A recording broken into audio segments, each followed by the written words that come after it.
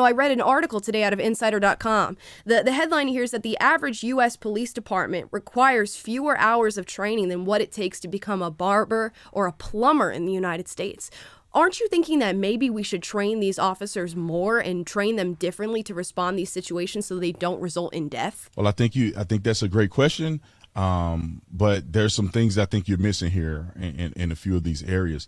I do agree with you, and I think that most people would not disagree with this, that police officers do need more training. I was a police officer and I was a trainer of police officers, and we do not have the funding to have more quality training, meaning use of force training. Let me just give you an example. Most police officers don't experience use of force situations on a day-to-day basis, although people may think so.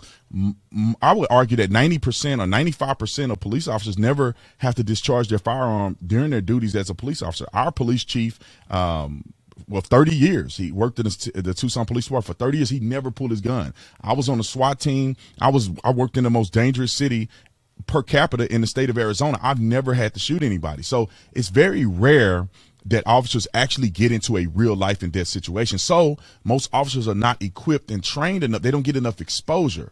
And what we did on our department is that we had force on force training, which means we had a house it's very complicated. We had a house that had these bulletproof walls, and we would go through and train actually shooting our gun and identifying threats or non-threats. And also we would use what we call simunition rounds, which they're pretty much like paintball guns. And we shoot each other in these situations where we are trying to figure out use of force. Should we shoot or not shoot?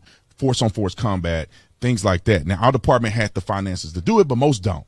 And that is a big problem. And I think that we can agree that we need to fund police officers more to help them be qualified in training. Now, the second point is the amount of hours per training is a big misconception. A barber is not doing anything near what police officers are doing while they are in training. And many people probably should go to a police academy and at least do a ride along or something so you can see what the police training is. We go for 10 hours, 12 hours a day, every single day, to learn about the law, learn about use of force, learn about mental health. We learn how to shoot. We learn how to drive. We learn all of those things in basic training, but there's a lot more involved in it. And then let me just go through the process real quick. When you sign up for a barber, you go to college and you get your barber license. When you sign up as a police officer, you have to fill out a 40-page document of all of your background, everybody you ever talked to, everybody you lived around. They do a psychological evaluation. They do a polygraph test. You have to go through a physical evaluation. I mean, you have to do all of these different things. It takes about 6 months for them to evaluate your background and for them to at least give you an opportunity to apply. Way more intense than any other job that you previously mentioned. Then once you go through the academy, you study and learn the things that I just spoke about. For about 17 weeks in Texas, they do 6 months of that training. That's basic training. Then from basic training, you go to post-basic training, which is another 8 weeks of training and learning the systems within that particular department and municipality. After you finish that, you go through more training, and they don't talk about this when they give that statistic. You go through what we call field training, which means that you go out on patrol as a certified police officer, and you are trained for 22 more weeks by a certified police officer, which I was. You go through 3 phases. While you're in those phases, you have to learn about being a police officer. You have to show competency. You're judged by other police officers. You have to take tests, and you have to pass. Our department, you have to pass with a 90 or better. If you did not pass the test, you do not progress in the phase, you get fired. And then once you finish field training, you're out on your own as a police officer, and you are on probation for 180 days. So if you go out and you do something illegitimate, they can fire you for any reason.